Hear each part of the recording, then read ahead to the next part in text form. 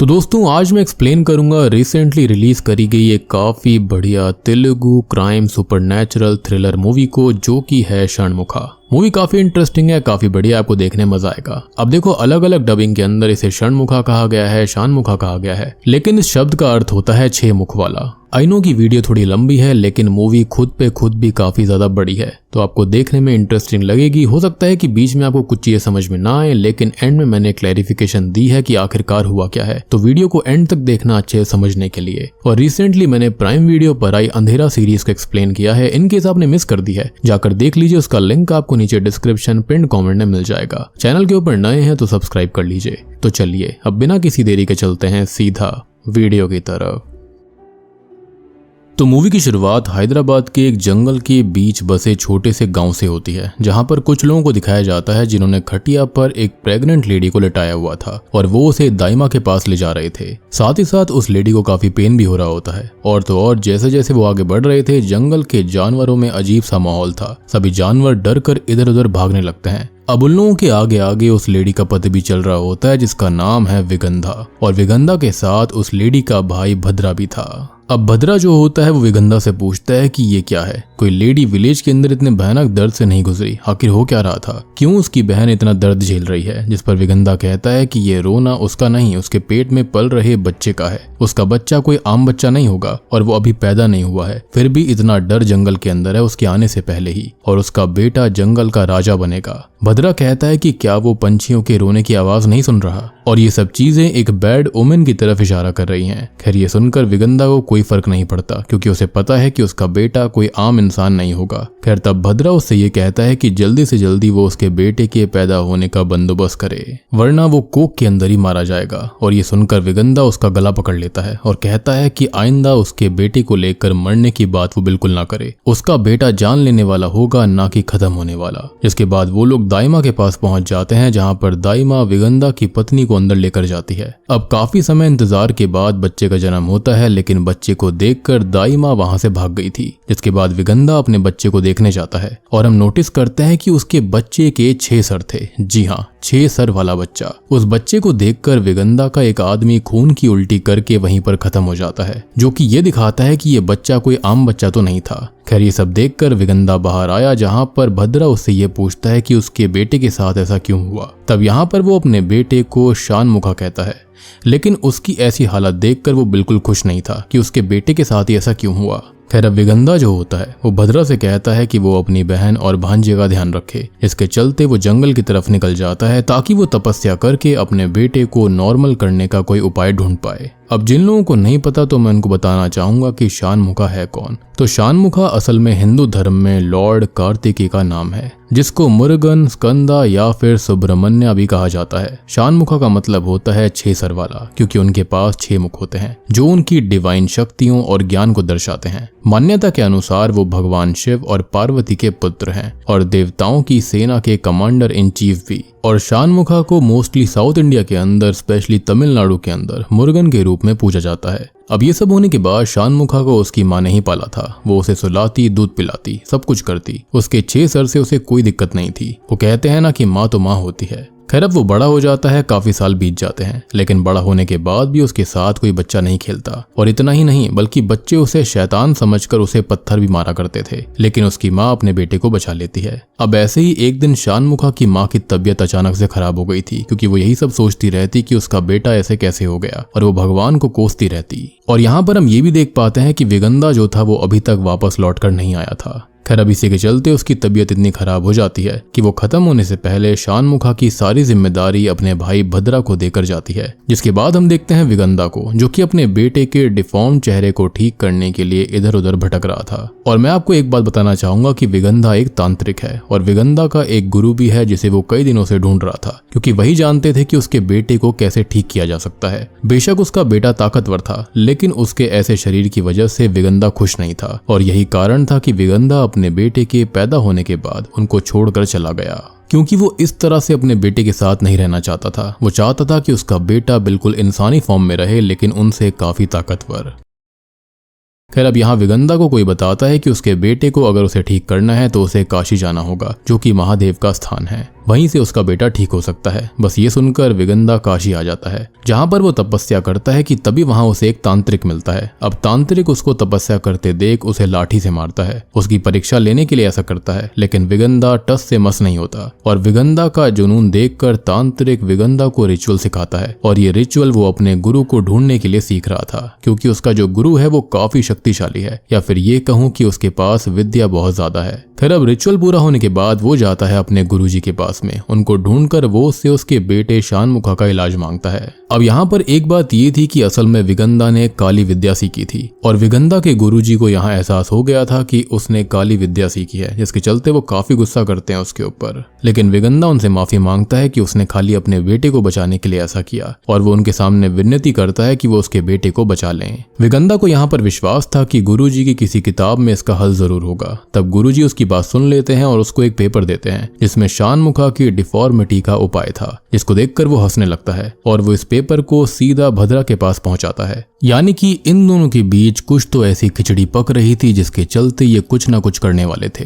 खैर इसके बाद सीन चेंज होता है और कुछ साल और आगे बढ़ जाते हैं, जहां पर हम एक सीनियर इंस्पेक्टर को देखते हैं जो कि अपने डिपार्टमेंट के एक ऑफिसर कार्तिक को कॉल करता है। वो उसे ये कहता है कि उसे पता है कि किस एरिया में ड्रग रिलेटेड क्राइम्स होते हैं, जिस पर कार्तिक हाँ बोलता है। तब सीनियर उसको ये कहता है कि उसका बेटा भी इसी बिजनेस के अंदर इन्वॉल्व है। हालांकि वो अभी स्टूडेंट है और अगर इस बारे में डिपार्टमेंट में बात फैल गई तो उसके लिए उसकी रेप्यूटेशन बहुत ही ज्यादा बुरी हो जाएगी, उसकी जॉब पर खतरा आएगा। इसलिए वो जल्दी से उसके बेटे को वहां से निकाल ले। जिस पर कार्तिक ये कहता है कि टेंशन नॉट, और वो जल्दी से उसके बेटे को वहां से निकाल लेगा। अब कार्तिक उस इलाके में जाता है जहां पर हम सीनियर के बेटे लोकेश को देखते हैं, जो कि कमल नाम के आदमी से बात कर रहा था। और कमल वही इंसान है जो कि इस ड्रग के बिजनेस को चलाता है और ये स्टूडेंट्स को भी इसके अंदर इन्वॉल्व करता है। लेकिन यहाँ सबका ध्यान कार्तिक पर था। एक पुलिस वाले को देखकर सभी उसे मारने आते हैं, लेकिन कार्तिक सभी को पीट देता है। तब कमल और लोकेश कार में बैठते हैं और वो वहां से भागने वाले थे। तभी कार्तिक आकर लोकेश को बाहर निकालता है और उसको पीटने लगता है, और ऐसा उसने उसकी गलत संगत और गलत काम की वजह से किया था। खैर अब वो कमल को मारने लगता है, लेकिन कमल कार्तिक के पास की गन को ही लेकर उसे दूर रहने के लिए कहता है। अब कार्तिक उससे गन वापस मांगता है, लेकिन वो शूट कर देता है, लेकिन बुलेट जाकर लोकेश को लग जाती है। हालांकि उसको ज्यादा चोट नहीं आती, वो मरता नहीं है। इसलिए कार्तिक कमल से दोबारा गन मांगने लगता है और तब कमल अपने आप पर ही गन तान कर वहां से कार में बैठकर निकल जाता है। अब कमल जो होता है वो जल्दी जल्दी में कार भगा रहा था और तेज बारिश भी हो रही थी, जिसके चलते उसकी कार का एक्सीडेंट एक कार से हो जाता है। जिसके बाद हम बैंगलोर के सीन को देखते हैं, जहां पर हम एक यूनिवर्सिटी के अंदर सैरा नाम की लड़की को देखते हैं। सैरा जो होती है वो जर्नलिज्म की पढ़ाई कर रही थी। अब यहाँ पर सैरा को उसका प्रोफेसर अपने ऑफिस में बुलाता है, जिसका नाम है प्रोफेसर मार्टिन। अब सैरा जल्दी से मार्टिन के ऑफिस में जाती है। वो उससे ये पूछता है कि उसका आखिरी दिन कॉलेज में कैसा था, और यहाँ पर वो ऐसा इसलिए पूछ रहा था क्योंकि सैरा की एजुकेशन इस यूनिवर्सिटी से खत्म हो चुकी है, लेकिन सैरा ने अभी तक अपना प्रोजेक्ट सबमिट नहीं किया है। इसलिए मार्टिन उसे कहता है कि उसे उसका प्रोजेक्ट सबमिट करना पड़ेगा। इस पर सैरा कहती है कि वो किसी चीज के ऊपर रिसर्च कर रही थी, लेकिन वो फिनिश नहीं कर पाई, लेकिन वो अभी भी रिसर्च वाली स्टेज पर है। अब मार्टिन सैरा को उसका प्रोजेक्ट पूरा करने के लिए उसका हौसला बढ़ाता है और कहता है कि चीजें मिस्ट्री होती हैं क्योंकि उसमें हमेशा कुछ छुपा होता है। ऐसा लगता है कि जैसे इसे कोई खोज नहीं सकता, और एक आम इंसान तो बिल्कुल भी नहीं। और तब आते हैं इन्वेस्टिगेटिव जर्नलिज्म, और ये कहकर वो उसका हौसला काफी बढ़ा रहा था। वो ये भी कहती है कि अगर उसकी रिसर्च बिल्कुल सही रही तो वो इससे कई लोगों की जान बचा सकती है। अब सैरा का प्रोजेक्ट क्या है इसके बारे में मैं आपको आगे बताऊंगा। खैर मार्टिन जो होता है वो सैरा को उसके प्रोजेक्ट के लिए सपोर्ट करता है और उससे ये कहता है कि इसमें उसे जो चाहिए वो उसे देगा। तब सैरा बोलती है कि ये जो कुछ उसकी रिसर्च है वो हैदराबाद पर ही बेस्ड है, और अगर वहाँ के पुलिस स्टेशन का सपोर्ट उसे मिल जाए तो वो उसे जल्दी से कंप्लीट कर लेगी। तब मार्टिन उसको बताता है कि उसके हैदराबाद में अच्छे रिश्ते हैं, तो वो उसकी मदद जरूर करेगा। जिसके बाद हम चीफ ऑफिसर को देखते हैं जो कि कार्तिक को डांट रहा था, क्योंकि कार्तिक ने एक माइनर मतलब कि लोकेश पर हाथ उठाया, और साथ ही साथ उसने अपनी सर्विस रिवॉल्वर भी खो दी थी। यहाँ पर कार्तिक उससे माफी मांगता है और तभी चीफ उसे 7 दिनों का समय देता है, यानी कि उस रिवॉल्वर को ढूंढने के लिए। जिसके बाद कार्तिक अपने व्हीकल में बैठता है, जहाँ पर उसके पास एक कांस्टेबल का कॉल आता है जो कि उसे कमल की कार के बारे में बताता है जिसका रिसेंटली एक्सीडेंट हो गया था। अब वो जल्दी से उस स्पॉट पर पहुंचता है जहाँ पर कमल की कार जली हुई थी, लेकिन कमल का या फिर रिवॉल्वर का कोई भी अता पता नहीं था। कार्तिक ये कहता है कि इस हादसे में जरूर कमल घायल हुआ होगा और हॉस्पिटल भी गया होगा, इसलिए वो लोग आसपास के हॉस्पिटल्स में इसके बारे में जरूर पता लगाएं। मीनवाइल हम हॉस्पिटल के अंदर जावेद नाम के लड़के को देखते हैं जिसकी उसकी माँ की तबीयत काफी खराब थी। तब जावेद के पास एक कॉल आता है जो कि उसे ये कहता है कि सब कुछ ठीक हो जाएगा, वो उसके साथ है। इसके बाद हम कमल को देखते हैं जो कि अपने घर पर था। खैर तभी कमल के पास एक कॉल आता है जो कि भद्रा का ही था, जो कि उसको ये कहता है कि एक लड़की है जो कि उनके काम में बाधा डाल सकती है और उसकी डिटेल वो ढूंढ कर उसे बताए। उनकी बातों से हम समझ पाते हैं कि कमल किसी बहुत ही भयानक काम में लगा हुआ था और ये काम जो था वो भद्रा ही उससे करवा रहा था। मतलब कि ये सारी गुत्थी एक ही जगह से जुड़ी हुई है और वो था शानमुखा से। हम ये भी देखते हैं कि कमल का एक सीक्रेट रूम भी होता है और अपना एक सेटअप भी था। अब इसके बाद में हमें सैरा को दिखाया जाता है जिसे लड़के वाले देखने आए हुए थे और इससे सैरा बिल्कुल भी खुश नहीं थी। साफ शब्दों में कहा जाए तो सैरा इन सब के लिए रेडी नहीं होती और इससे पहले वो अपने प्रोजेक्ट को कंप्लीट करना चाहती थी। अब थोड़ी देर के बाद में सैरा और वो लड़का आपस में बात करने लगते हैं कि तभी उसके पास मार्टिन का कॉल आता है। वो ये कहते हैं कि उसका एक पहचान का पुलिस ऑफिसर है और यहाँ मार्टिन उसी सीनियर पुलिस ऑफिसर की बात कर रहा था जिसका नाम राम है। वो उसे उससे मिलने के लिए कहता है जो कि उसकी आगे हेल्प करेगा हैदराबाद में। खैर तभी हम कमल के आदमी को देखते हैं जो कि एक कपल का फोटो खींचकर कमल को भेजता है, जिसके बाद हमें विगंदा यहाँ पर यज्ञ करते हुए दिखाई देता है और तभी वहाँ पर भद्रा आता है जो कि अपने साथ एक बड़ा सा बक्सा लेकर आया था। अब यहाँ से सीन बदलता है जहाँ पर सैरा हैदराबाद में उसी सीनियर ऑफिसर के पास पहुंचती है। वो उसे ये कहता है कि उनका एक काबिल ऑफिसर है जिसका नाम है कार्तिक और वो उसकी इन्वेस्टिगेशन में पूरी हेल्प करेगा। जिसके बाद वो कार्तिक से मिलने जाती है जहाँ पर कार्तिक सैरा को देखकर अजीब सा रिएक्शन देता है, गुस्सा हो जाता है और कार्तिक के इस अजीब रिएक्शन की वजह थी कि उन दोनों का कॉलेज टाइम में रिश्ता था, जिसके चलते ही उनका ब्रेकअप हो गया था और अब वो दोनों एक दूसरे को पसंद नहीं करते, या फिर ये कहें कि कार्तिक सैरा को बिल्कुल पसंद नहीं कर रहा था। खैर कार्तिक अब उसे बाहर जाने के लिए कहता है, जिसको सुनकर कांस्टेबल कहता है कि इसको सीनियर ऑफिसर राम ने भेजा है। अब यहाँ सीनियर ऑफिसर का नाम सुनकर कार्तिक सैरा को रोक लेता है और उससे वजह पूछता है कि वो यहाँ पर क्यों आई है, जिस पर वो ये बताती है कि इसमें उसका कोई भी पर्सनल मैटर नहीं है, बल्कि उसका कोर्स लगभग खत्म होने को आया है, लेकिन उसका प्रोजेक्ट अभी भी बाकी है और उस प्रोजेक्ट के अंदर उसे एक केस सॉल्व करके देना होगा और इसी बेसिस पर उन्हें आगे का काम मिलेगा। अब यहाँ पर जो उसका टॉपिक था वो था लोगों को खुद को खत्म करने को लेकर, लेकिन ये जो केसेस थे वो कोई आम केस नहीं थे। इसके अंदर एक चीज कॉमन थी कि खुद को खत्म करने वाले जितने भी लोग थे वो सारे लड़के थे और लगभग एक ही उम्र के थे और ये सारे ही केसेस कुछ दिन, कुछ महीने और कुछ साल के अंतर्गत हुए थे। और तो और इन लोगों का आपस में कोई भी कनेक्शन नहीं था, फिर भी सभी के केसेस बिल्कुल सिमिलर थे। अब जिन लड़कों ने खुद को खत्म किया था तो उनके परिवार वालों से तो बात हुई थी, लेकिन उनकी गर्लफ्रेंड से वो बात नहीं कर पाई, क्योंकि ऑलमोस्ट जितनी भी सारी लड़कियां थी जो कि उन लड़कों के साथ रिश्ते में थी वो सारी की सारी मिसिंग थी। और सभी लड़कियों का जब उसने पता लगाया तब उसको पता चला कि सारी लड़कियां जो थी उन्होंने अपने परिवार से लड़ाई करी थी किसी वजह से और फिर वो अपने घर को छोड़कर चली गई थी। अब सैरा कार्तिक को उनके फैमिली मेंबर्स के इंटरव्यू दिखाती है सबूत के तौर पर। सैरा कहती है कि जिन लड़कियों ने अपना घर छोड़ा था वो कभी लौट कर वापस नहीं आई और जब ये सारे केसेस हो रहे थे जो कि अलग अलग जगह पर थे बिना किसी कनेक्शन के, लड़कियां भी गायब हो रही थी, तब सैरा ने एक बात सोची और वो ये थी कि ये सारी चीजें आपस में जुड़ी हुई है, क्योंकि ये सब हैदराबाद के अंदर ही हो रहा था लेकिन अलग अलग जगहों पर, और उसके हिसाब से जरूर इसके पीछे कोई बड़ी चीज का हाथ है, यानी कि कुछ तो ऐसा हो रहा था जो कि बड़े गेम का हिस्सा था। लेकिन सैरा उसके पीछे पड़ गई थी कि उसे उसकी हेल्प करनी ही पड़ेगी। खैर थोड़ी देर बहस करने के बाद कार्तिक मान जाता है, लेकिन कार्तिक की एक शर्त थी कि अगर इस प्रोजेक्ट के अंदर कुछ भी काम का नहीं मिला तो वो ये प्रोजेक्ट बंद कर देगी और कार्तिक को कभी डिस्टर्ब नहीं करेगी, जिस पर सैरा मान जाती है। अब सैरा कार्तिक को आगे ये बात भी बताती है कि क्यों किसी के घर वाले यानी कि लड़कियों के घर वाले घूमने के बाद में उनकी रिपोर्ट तक नहीं कराते। इसका सिंपल सा रीजन ये था कि जब लड़कियां अपना घर छोड़ती थी तो वो बहुत ही बुरी तरह से लड़कर जाया करती, ऐसे में परिवार वाले अपनी बेटी से ही रिश्ता तोड़ दिया करते थे, तो वो जिए या फिर मर जाए उन्हें फर्क नहीं पड़ता था। खैर अब सैरा कार्तिक से कहती है कि उन्हें उन लड़कियों के बारे में पता लगाना ही होगा जो कि 1 महीने या फिर काफी टाइम से गायब है, क्योंकि उन्हीं लड़कियों से बात कर कर वो यहाँ पर समझ सकते हैं कि आखिर ऐसा क्या हो रहा था। और यहाँ पर इंटरेस्टिंग बात यही होती है कि जब भी कोई लड़की गायब होती है उसके तुरंत बाद ही उनका बॉयफ्रेंड खुद को खत्म कर लिया करता था और यही एक तरीका था जिससे कि बॉयफ्रेंड्स को बचाया जा सकता था। खैर इसके बाद में सैरा कार्तिक को एक वीडियो दिखाती है जिसके अंदर एक लड़का अपनी बहन से लड़ रहा था और उसकी बहन भी उससे लड़ रही होती है, क्योंकि उस लड़के ने उसकी बहन की बाइक बिना पूछे इस्तेमाल कर ली थी। उसी वीडियो के अंदर उसकी बहन कहती है कि वो घर छोड़कर जा रही है और वो कभी लौट कर नहीं आएगी, जिसके बाद लड़के की दूसरी वीडियो के अंदर वो बता रहा होता है कि उसकी बहन गुम गई है। साथ ही साथ वो उसका फोटो भी दिखाता है ताकि लोग उसे देखकर घर भेज सकें। ये देखकर कार्तिक कहता है कि कल वो लोग इस लड़की के घर वालों को बुलाएंगे। अब ये सुनकर सैरा खुश हो जाती है, जिसके बाद सीन बदलता है है, जहाँ पर हम देखते हैं कि भद्रा कमल मिलकर लड़कियों को अगवा कर रहे हैं और ये सब हो रहा था शानमुखा के लिए। असल में जो गुरुजी ने इलाज बताया था उसके अंदर कुछ स्पेसिफिक राशि वाली लड़कियां चाहिए थी, जिसके चलते ही शानमुखा ठीक हो सकता था। तो इसी के चलते इन स्पेसिफिक राशि वाली लड़कियों को ये लोग उठा रहे थे।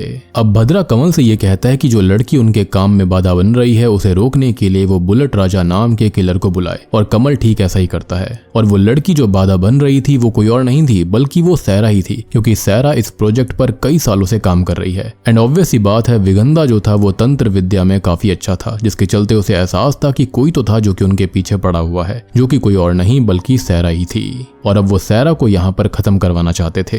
खैर अब अगले दिन उस गायब हुई लड़की की माँ और उसका भाई पुलिस स्टेशन आते हैं और वो लड़की की माँ और भाई ये बताते हैं कि उनकी बेटी का उनके पास कॉल आया था, जो कि उनको बता रही थी कि वो लौट कर नहीं आई थी। और ये सुनकर कार्तिक कहता है कि उन्होंने पुलिस कंप्लेंट क्यों नहीं की, जिस पर वो ये कहती है कि अभी तो पूरे 2 दिन भी नहीं हुए हैं और वो आज रात तक शायद लौट आएगी। शायद से वो अपनी फ्रेंड के यहाँ पर रात में रुकी होगी, जिसके बाद वो वहां से चली जाती है। सहरा को कार्तिक कहता है कि अब सब कुछ खत्म हो चुका है, उसकी ये रिसर्च बेकार है क्योंकि वो लड़की कल ही गुम हुई है और जैसा उन्होंने डील किया था कि अगर उसकी रिसर्च में कोई भी सेंस नहीं बना तो वो इस केस को बंद कर देंगे। तब सहरा उससे रिक्वेस्ट करने लगती है, लेकिन कार्तिक उसकी एक नहीं सुनता, जिसके बाद वो उसके प्रोजेक्ट को बकवास भी बोलता है, जिसके बाद दोनों में काफी बहस हो जाती है और सहरा वहां से चली जाती है। तभी दूसरी ओर हम भद्रा को एक लड़की को ले जाते हुए देखते हैं, जहां पर वो ये कह रहा था कि बस उन्हें एक ही लड़की की जरूरत है और फिर उनका रिचुअल पूरा हो जाएगा। यानी कि यहाँ पर जो कुछ भी हो रहा था उसके चलते एक रिचुअल करा जाना था। खैर अब इसके बाद कार्तिक अपने पुराने दिनों को याद करता है, जिससे हमको पता चलता है कि वो सैरा से कॉलेज टाइम पर मिला था, जहां पर दोनों के बीच में प्यार हुआ, लेकिन किसी वजह से वो प्यार आगे नहीं बढ़ पाया था।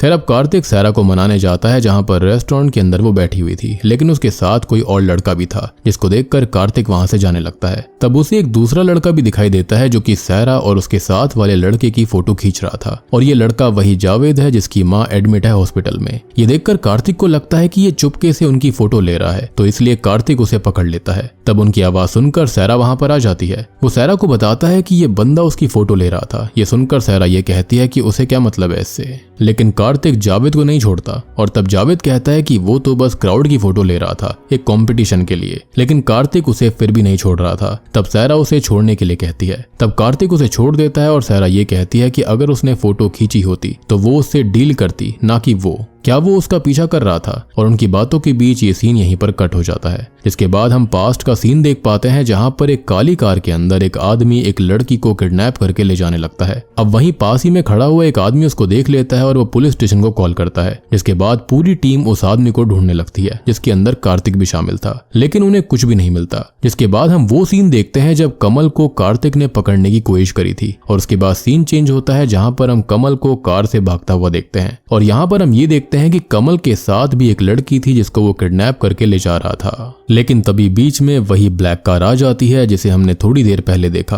और यहाँ पर उन दोनों कार का ही एक्सीडेंट हो जाता है। अब एक्सीडेंट की वजह से कमल बेहोश हो गया था, लेकिन वो लड़की जो थी वो ठीक थी और वो बाहर आकर हेल्प के लिए चिल्लाती है, लेकिन कोई भी उसकी आवाज नहीं सुनता। काफी बारिश हो रही थी। खैर अब तभी वो कमल को कार में से बाहर निकालती है और उसके हाथों में कार के टूटे हुए कांच से कुछ लिखने लगती है। लेकिन उस सामने वाली कार के अंदर एक मास्क पहना हुआ आदमी बैठा हुआ था, जिसको देखकर वो कमल की कार लेकर वहां से भागने की कोशिश करती है, लेकिन वो आदमी उसकी कार को टक्कर मार मार कर उस लड़की को बेहोश कर देता है और फिर उसे एक बड़े से बक्से में डालकर ले जाने लगता है। एंड शॉकिंगली ये वही बक्सा है जो कि भद्रा विगंदा को देकर आया था, यानी कि उसके अंदर लड़की ही थी। अब इसी बीच कमल की कार में एक्सप्लोजन होता है और यहाँ पर हम उस आदमी की शक्ल को देख पाते हैं जो कि कोई अननोन इंसान था। अब यहाँ पर ही जो किडनैपिंग थी इस लड़की की वो कमल और उस आदमी ने मिलकर की थी, लेकिन एक्सीडेंटली दोनों कार टकरा गई और इसलिए आगे का काम उस आदमी ने करा। खैर इसके बाद अगले दिन वो आदमी भद्रा के पास आता है और उसे वो बॉक्स देता है। बॉक्स देखकर भद्रा पूछता है कि ये तुला राशि वाली लड़की है ना, जिसको सुनकर वो लड़का हाँ करता है और फिर वो उससे श्राव्या के बारे में बात करता है। श्राव्या वही लड़की है जिसके भाई ने उसकी वीडियो बनाई थी, मतलब कि श्राव्या को भी किडनैप ही करा गया था और वो वापस नहीं लौटने वाली। लेकिन भद्रा उसे कुछ नहीं बोलता और वहां से चला जाता है, यानी कि उस बॉक्स को लेकर।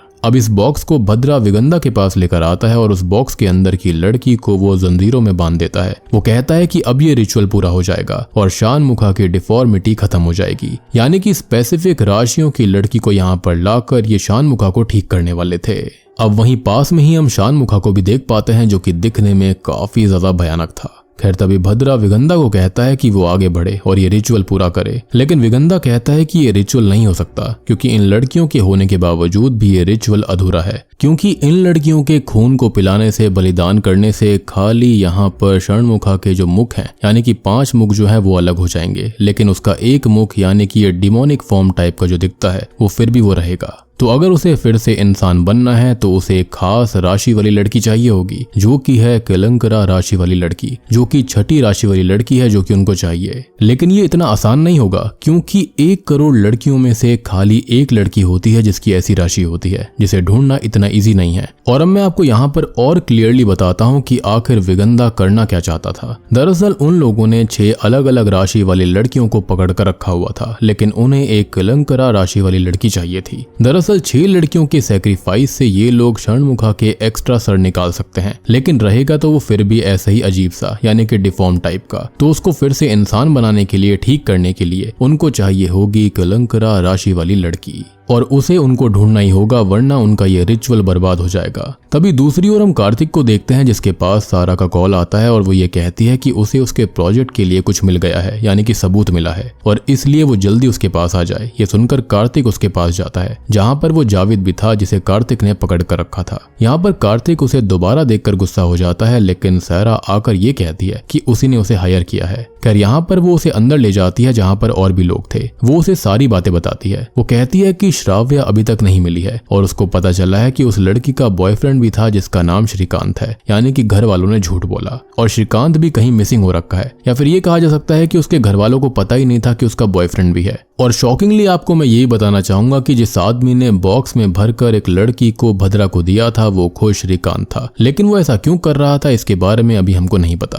खैर यहाँ पर सारा बताती है कि उसको श्राव्या और श्रीकांत के फोटोज मिले हैं सोशल मीडिया से और अगर वो किसी तरह श्रीकांत को ढूंढ ले तो वो श्राव्या तक पहुंच सकते हैं, लेकिन उसके लिए उन्हें श्रीकांत के घर का एड्रेस पता करना पड़ेगा। लेकिन उनको एड्रेस ऑलरेडी मिल चुका था और तब वो जल्दी से उसके फ्लैट तक पहुंचते हैं, लेकिन वहां से उन्हें श्रीकांत नहीं मिलता, फ्लैट पे ताला लगा हुआ था। तब वो लोग आसपास पूछताछ करते हैं। खैर तभी दूसरी ओर भद्रा कमल को कॉल करके कहता है कि वो लड़की यानी कि सारा फिर से काम में बाधा डाल रही है, जल्दी से उसका कुछ करना होगा या फिर वो बुलेट राजा किलर से उसे खत्म करवा दे। तभी हम जावेद को देखते हैं जो कि कमल के साथ मिला हुआ था और वो उसे सारा के बारे में सब कुछ बता देता है और यहाँ ये सब कुछ वो पैसों के लिए कर रहा था ताकि वो अपनी माँ का इलाज करवा सके। अब इस बात से अनजान सारा कार्तिक और बाकी दूसरे लोगों से पूछताछ करने लगते हैं और यहाँ पर उनको एक बहुत बड़ी बात पता चलती है, जहाँ पर सब ये बताते हैं कि श्राव्या श्रीकांत की गर्लफ्रेंड नहीं थी बल्कि कौशिक नाम के लड़के की गर्लफ्रेंड है। और ये सुनकर तो सभी हैरान रह गए थे। अब यहाँ पर पूरा सीन लव ट्रायंगल वाला बन गया था, जहाँ पर कौशिक और श्रीकांत दोनों ही उसके बॉयफ्रेंड थे। वो लोग बताते हैं कि श्रीकांत और कौशिक में श्राव्या को लेकर लड़ाई भी हुई थी और पूरी बात क्या थी तो वो उनको AR नगर के पुलिस स्टेशन से जाकर पता चलेगी क्योंकि वो केस वहीं पर गया था। जिसके बाद ये लोग वहां पर थाने जाते हैं जहां का इंस्पेक्टर मोहन उनको सारी बातें बताता है। वो बोलता है कि उन दोनों में लड़ाई हुई थी और वो लड़ाई लड़की की वजह से हुई थी। दरअसल कौशिक श्राव्या से प्यार करता था, लेकिन उसे पता चला कि श्रीकांत श्राव्या को हैरेस कर रहा है। लेकिन कौशिक को जब इस चीज के बारे में पता चला तब वो उसे मारने गया और उनमें लड़ाई हुई। जिसके बाद वो थाने आए, लेकिन मोहन ने उन पर कोई भी केस नहीं किया क्योंकि वो दोनों ही स्टूडेंट्स थे। और तभी सारा के साथ वाली लड़की ये कहती है कि श्राव्या कौशिक से प्यार करती थी। तो ये सुनकर मोहन पूछता है कि उसे कैसे पता, जिस पर वो कहती है कि वो उसकी फ्रेंड है और कौशिक उसका सीनियर था। अब यहाँ पर काफी कंफ्यूजन हो गई थी कि कौन किससे प्यार करता था और कौन किसका बॉयफ्रेंड था, गर्लफ्रेंड थी। अब कार्तिक मोहन से कौशिक का नंबर मांगता है और फिर उसके नंबर पर कॉल करता है, लेकिन नंबर बंद था तो वो उसके पिता को कॉल करता है, जिस पर उसके पिता बताते हैं कि वो तो USA जा चुका है। तब कार्तिक उससे USA वाला नंबर लेता है और उस पर कॉल करके पूछता है श्राव्या के बारे में कि वो मिसिंग हो चुकी है। ये सुनकर वो ये कहता है कि उसने तो उसी दिन श्राव्या से रिश्ता खत्म कर दिया था जब उसकी और श्रीकांत की लड़ाई हुई थी। लेकिन ये बात सुनकर उसे काफी बुरा लगा कि वो मिसिंग है। और एक बात और कि अगर श्राव्या के साथ कुछ भी हुआ होगा तो इसका रीजन श्रीकांत ही है, क्योंकि वही एक कल्प्रिट है। इतना कहकर वो बात खत्म कर देता है। अब यहाँ पर ढेर सारा कंफ्यूजन पैदा हो गया था। तब सारा ये कहती है कि उन्होंने कौशिक से बात की है जो कि USA में है, और ये जो थियोरी है जिसमें बॉयफ्रेंड खुद को खत्म कर लेते हैं तो इसमें कौशिक सेफ है क्योंकि वो बाहर है। लेकिन उनको पता है कि ये कहानी खत्म नहीं हुई है और अब उनको सच्चाई पता लगाने के लिए श्रीकांत से मिलना ही पड़ेगा। लेकिन श्रीकांत का फोन ऑफ हो रखा था और उसके घर वालों को भी उसके बारे में कोई इन्फॉर्मेशन नहीं थी और उनके पास यही रास्ता है कि वो श्रीकांत को ढूंढे। खैर इसके बाद सीन चेंज होता है जहां पर कार्तिक अपने कांस्टेबल से कहता है कि वो उसे श्रीकांत की लास्ट कॉल और लोकेशन के बारे में बताए। उनके साथ में जावेद भी था और वो जावेद को हॉस्पिटल पर उतार देते हैं और सहरा उसे कल स्टेशन बुलाती है। अब दूसरी ओर हम कमल को देखते हैं जो कि बुलेट राजा से सहरा को मार देने के लिए बोलता है। जिसके बाद हम देखते हैं कांस्टेबल को जिसके पास एक फाइल आती है जो कि वर्षा नाम की लड़की की थी। वर्षा वही लड़की थी जिसे कमल ने किडनैप किया था। दरअसल जिस समय वो लड़की मतलब कि वर्षा कमल के हाथों पर कुछ लिख रही थी वो दरअसल उसी के नंबर थे। और उन लोगों को कैसे पता कि कमल के हाथों पर कुछ लिखा हुआ है, तो ये बात उन्हें हॉस्पिटल वालों ने बताई होगी। खैर ये बात वो कार्तिक को बता देता है। तब कार्तिक बिना टाइम वेस्ट किए कमल के अड्डे पर जाता है, ये सोचकर कि उसे वहां पर कमल मिल जाएगा। और लकीली उसे कमल वहां मिल जाता है, लेकिन दूसरे गुंडे कार्तिक पर हमला कर देते हैं और लड़ाई के बीच कमल दोबारा भागने लगता है। जिसके बाद हम सहरा और कार्तिक को साथ में देखते हैं जहां पर कार्तिक सहरा से वर्षा के फोटो के बारे में पूछता है, लेकिन सहरा उसे नहीं जानती थी। अब हम देखते हैं कि वो हिटमैन बुलेट राजा भी उनके पीछे था सहरा को खत्म करने के लिए। खैर अब यहाँ वो सहरा को घर छोड़ देता है, लेकिन सहरा उसे अपने घर पर बुलाती है। जिसके बाद कार्तिक उसके घर पर उसके साथ था, जहाँ कार्तिक से वो माफी मांगती है क्योंकि पास्ट में कार्तिक और वो रिलेशनशिप में थे और एक दिन अचानक से सहरा ने ब्रेकअप कर लिया। पर यही कारण था कि कार्तिक उससे इतना चिढ़ रहा था। लेकिन अब होता यह है कि ये दोनों एक दूसरे से प्यार करते थे, जिसके चलते इनका पैचअप हो जाता है और फिर दोनों ही इंटीमेट हो जाते हैं। जिसके बाद दूसरी बिल्डिंग से बुलेट राजा जो होता है वो सहरा को स्नाइप करने के लिए खड़ा हुआ था, लेकिन पुलिस वाले को देखकर वो रुक जाता है और इसके बाद वो कमल को कॉल करके ये बात बताता है। तब कमल ये कहता है कि अगर पुलिस वाला उसके साथ है तो वो कोई कदम ना उठाए। जिसके बाद बुलेट राजा वहां से निकल जाता है क्योंकि वो लोग भी किसी केस में फंसना नहीं चाहते थे। वो जो कुछ भी करना चाहते थे काफी चोरी छुपे करना चाह रहे थे। अब अगले दिन कार्तिक के पास कॉल आता है और वो चौंक जाता है क्योंकि उसके पास खबर आती है कि श्रीकांत ने खुद को खत्म कर लिया है। ये सुनकर वो सहरा को उठाता है और दोनों ही जाते हैं क्राइम सीन पर। अब वहां पहुंचकर उन्हें श्रीकांत की बॉडी उसके फ्लैट में ही मिलती है और ये करीबन एक हफ्ते से यहीं पर थी और पड़ोसियों को इसकी स्मेल आई थी, जिसके चलते उन्हें इसके बारे में पता चला। और तो और अब श्रीकांत की बॉडी भी डिकम्पोज होने लगी थी, लेकिन ये मौत 2 दिन पहले ही हुई थी, ऐसा कहना था पड़ोसी का, जिसने की गन शॉट की आवाज सुनी। खैर वो सब तो ठीक है, लेकिन यहाँ पर चेक करने पर उन्हें श्रीकांत के फोन से वर्षा की फोटो मिल जाती है और वर्षा वही लड़की थी जिसका नंबर कमल के हाथ पर था। मतलब कि श्रीकांत, कमल और वर्षा तीनों जुड़े हुए थे। और तो और कॉल लॉग चेक करने पर उन्हें कौशिक के इंडियन नंबर मिलते हैं, जिसका मतलब कौशिक ने उनको बेवकूफ बनाया। वो कभी यूएस से गया ही नहीं था, बल्कि कौशिक तो इंडिया के अंदर है। और तो और शायद इन सब में इंस्पेक्टर मोहन भी शामिल था। ये सारी चीजें काफी कंफ्यूजिंग होती जा रही थी, लेकिन कार्तिक को इतना समझ आ गया था कि मोहन और कौशिक दोनों ही रिलेटेड हैं इस केस से। साथ ही साथ वर्षा भी कनेक्टेड है, जो कि अभी भी मिसिंग थी। यानी कि सहरा जिस केस पर काम कर रही थी वो बिल्कुल रियल था, उसमें कुछ भी फर्जी नहीं था। जिसके बाद कार्तिक कौशिक के घर पर कांस्टेबल को भिजवाता है, लेकिन कौशिक वहां से जा चुका था। अब ये बात कांस्टेबल कार्तिक को बताता है और कार्तिक उसे ढूंढने लगता है। जिसके बाद हम कौशिक और मोहन को देख पाते हैं, जहां कौशिक मोहन से कह रहा होता है कि वो श्राव्या से बहुत प्यार करता है, लेकिन बातों के बीच कार्तिक आकर उसे मारने लगता है। लेकिन वहां पर काफी लोग मौजूद होते हैं जो कि कार्तिक को मारने आ रहे थे, लेकिन कार्तिक एक एक करके सबको मारने लगता है। अब इसी बीच कौशिक अपने आप को एक रूम में बंद कर लेता है और वो बिल्कुल भी ठीक नहीं दिख रहा था। उसकी हेल्थ बिल्कुल सही नहीं होती, साथ ही साथ वो रो भी रहा था। कार्तिक सबको मारकर कौशिक से दरवाजा खुलवाने लगता है, लेकिन वो दरवाजा नहीं खोलता और तब वो दरवाजा तोड़ देता है, जहां पर उसे कौशिक बेहोशी की हालत में मिलता है। जिसके बाद कौशिक को एम्बुलेंस में भेजा जाता है और कार्तिक मोहन से सवाल जवाब करने लगता है और तब जाकर मोहन उसको सारी सच्चाई बताता है। वो बताता है कि कौशिक उसका छोटा भाई है और इसलिए वो उसको बचा रहा था और उसने जो कुछ किया उसका एक रीजन था। वो ये बताता है कि कौशिक श्रीकांत का ही सीनियर था, लेकिन एक मिसकम्युनिकेशन की वजह से श्राव्या ने उससे प्यार से बात कर ली थी, जिस वजह से कौशिक को ऐसा लगा कि श्राव्या उससे प्यार करती है, लेकिन असल में वो श्रीकांत से ही प्यार करती थी और वो दोनों लवर्स थे। जब कौशिक यूएस से गया था स्टडीज के लिए, तब उसको पता चला कि श्रीकांत और श्राव्या लवर्स हैं और इस चीज को जानने के लिए उसने प्राइवेट इन्वेस्टिगेटर को हायर किया और फिर इस बात को कंफर्म कर लिया। ये जानकर वो इंडिया वापस आया, जहां पर उसकी श्रीकांत से लड़ाई हुई, लेकिन मोहन ने सब कुछ सेटल करवा दिया था और कौशिक जो था वो श्राव्या से बहुत प्यार करता था और वो इस बात से डीपली हर्ट हुआ था। लेकिन वो समझ गया था कि श्राव्या की खुशी उसके लिए मैटर करती है और इसलिए ही कौशिक ने श्राव्या को छोड़ दिया और फिर वो यूएस से जाने वाला था। लेकिन एक दिन श्रीकांत ने उसे कॉल किया और ये बताया कि श्राव्या मिसिंग है, जहां पर श्रीकांत ने बोला कि अगर उसने एक लड़की को उसे दे दिया तो वो श्राव्या को जाने देगा, जो कि असल में सामने वाले के कब्जे में थी। और श्रीकांत ने कौशिक को कॉल किया था ताकि वो उसे उस लड़की का फोटो भेज सके जिसकी नीड थी और श्रीकांत के डेस्क पर उस लड़की की फोटो भी थी जिसको किडनैप करना था। अब इस बात से वो काफी कंफ्यूज्ड हो गया था। खैर इसके बाद कौशिक ने वो फोटो उसको भेज दी थी, लेकिन बाद में श्रीकांत का कॉल उसके पास आया, जहां उसने उसे ये कहा कि वो श्राव्या से अगर प्यार करता है तो वो बाहर ना आए जब तक श्राव्या खतरे से बाहर नहीं आ जाती। उसे अंडरग्राउंड रहना पड़ेगा, क्योंकि अगर वो बाहर आएगा तो उसे भी उसी तरह से खत्म होना होगा। और यही चीज श्रीकांत के साथ हुई। श्रीकांत को वो लोग शायद धमकी दे रहे थे या फिर वो गिल्ट में था। अगर उन लोगों को पता चल जाता कौशिक के बारे में तो वो उसको भी खत्म कर देते, यानी कि श्रीकांत उतना बुरा नहीं था। खैर यहाँ पर वो कौशिक से बुरे काम करवा सके श्राव्या के बदले में, इसलिए श्रीकांत ने उसे अंदर छुपे रहने के लिए कहा था। और उनकी बात होने के बाद श्रीकांत खुद को ही गोली मारकर खत्म कर देता है। असल में यही हुआ था। खैर अब यहाँ पर सीन बिल्कुल साफ था, और अगर आपको अभी तक समझ में नहीं आया कि यहाँ पर हो क्या रहा था तो मैं आपको क्लियरली बताता हूँ। असल में जो भद्रा था वो ये सारा काम करवा रहा था। अब इन सब में कुछ लोग शामिल थे जो कि लड़कियों की राशि पता लगाते और फिर कमल को बताया करते,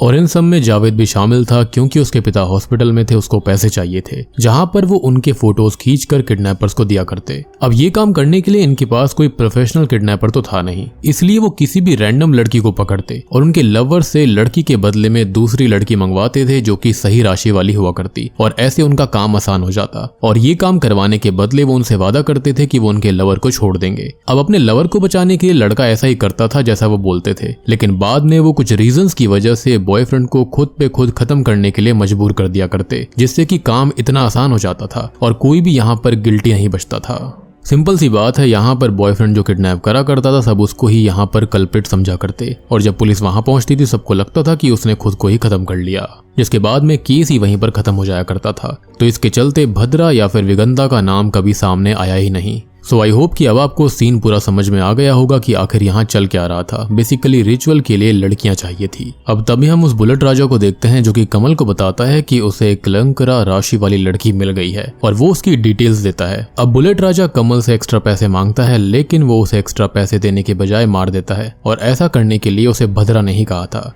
तो अब आपको यहाँ पर वो वर्षा और श्राव्या वाला सीन समझ में आया होगा कि वो किसी भी एक लवर को यहाँ पर किडनैप कर लिया करते थे, जिसके बदले में वो वर्षा को यहाँ पर चाहते थे, क्योंकि वही एग्जैक्ट राशि वाली लड़की थी, और इसी के चलते यहाँ पर ये सब हो रहा था। सिंपल सी बात है कि किसी भी लवर की गर्लफ्रेंड को उठा लो और गर्लफ्रेंड के बॉयफ्रेंड को फिर बोलो कि वो उस लड़की को किडनैप करे, तभी उसकी गर्लफ्रेंड को छोड़ा जाएगा। तो यहाँ पर यही चीज चल रही थी। खैर अब एक दिन कार्तिक कमल को ढूंढ लेता है और उससे सब कुछ उगलवाने लगता है। तब कमल उसे सारी बात बताता है विगंधा के बारे में और षणमुखा के बारे में। वो बताता है कि विगंधा अपने बेटे षणमुखा को एक खूबसूरत नॉर्मल इंसान बनाना चाहता है, और इसलिए वो ये सब कर रहा है, लेकिन उसके लिए उसे कलंकरा राशि वाली लड़की चाहिए जो कि उसे मिल गई है, और वो लड़की कोई और नहीं बल्कि सैरा खुद है। और सैरा को बहुत ही जल्दी अगवा कर लिया जाएगा ताकि उसका सैक्रिफाइस देकर रिचुअल पूरा हो सके। वो उसे बताता है कि पहले वो सैरा को मारने वाले थे, लेकिन फिर उनको पता चला कि सैरा ही कलंकरा राशि वाली लड़की है। अब ये सुनकर कार्तिक गुस्से से भर जाता है, और तभी कमल के पास भद्रा का कॉल आता है। कार्तिक कहता है कि वो कॉल उठाए। तब वो कॉल उठाता है, जहाँ पर भद्रा कहता है कि वो कार्तिक के हाथों से वो पवित्र धागा निकाल दे जो कि बंधा हुआ था, जिसके बाद वो उसे वश में कर पाएंगे।